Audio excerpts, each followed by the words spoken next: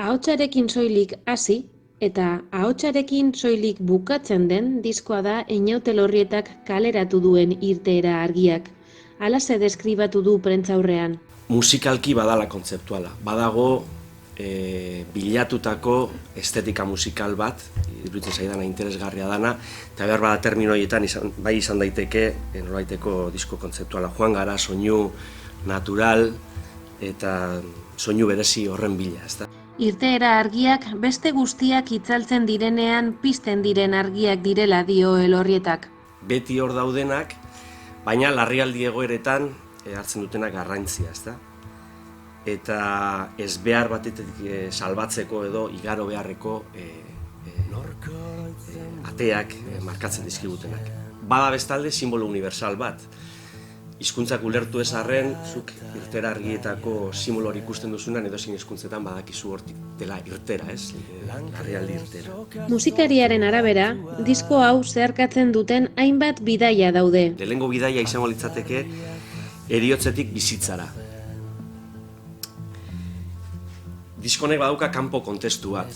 Iruditzen zait Euskal Herrian eta munduan, egon direla azken urteetan ziklo aldaketak, ziklo batzu bukatu dira. Euskal Herrian nabarmen ziklo politiko baten bukaera ikusi dugu aldaketa. Iruditzen zait diskogintzan ere badagoela bukatzen ari den zeozer eta bagoazela berriro ematen du singelen garaia edo ez dakigu oso ondo, baina gertatzen ari da aldaketa bat baita ere. Eta gero nire ziklo vitala, nola baitere ez, azkenen urteetan bizi izan dut aitatasuna, tartean galerak ere izan ditute nire inguru hurbilean. Deserriko kantetan deseraikitzeko beharra izan zuen Elorrietak Kenzazpirekin hainbat urtetan ibili ostean. Arian proiektuarekin berriz biluztasuna bizi izan zuen. Disko berrien eraikuntza dator. Lehenago deseraikitako guzti hortan, esperimentazio guzti hortan, deskubritu ditudan lurralde, gune, giro, hoiek bildu ditudala. Bigarren bidaian, gai sozialetatik gai existentzialetara egiten du. Nire lan personalena dena esango nuke, azkenean bizitza, seriotzaz, maitasunaz hitz egiten. Gai universalak dira, baina nire galbaetik pasata eskaintzen ditudanak. Gai gordinak jorratzen ditut diskontan, baina badago kantu guztietan nahi bat argirantz joateko. Eta bere egiten du lotura bat izenburuarekin, diskaren izenburuarekin, ezta, Irteera argiak. Bilatzen emozioa kantuetan, dramatik eta euforiatik pasatu gabe. Laugarren bidaia astroetatik partikuletara. Raunditik txikira, txikian balego bezala guztia ez. Lehenengo aldia izan da kantuak musikariekin grabaketa estudioan konpartitu dituela. Badago bosgarren bidaia bat, bakardadetik konpartitzera egiten dudana.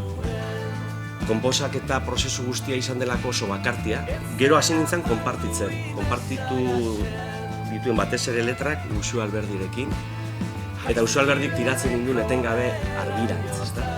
Eta gero musikalki konpartitzen dituen kantuak Ruben Caballerorekin, eta Rubenek bere estiloagatik beti eramaten ninduen pixkat iluntasuna, ezta?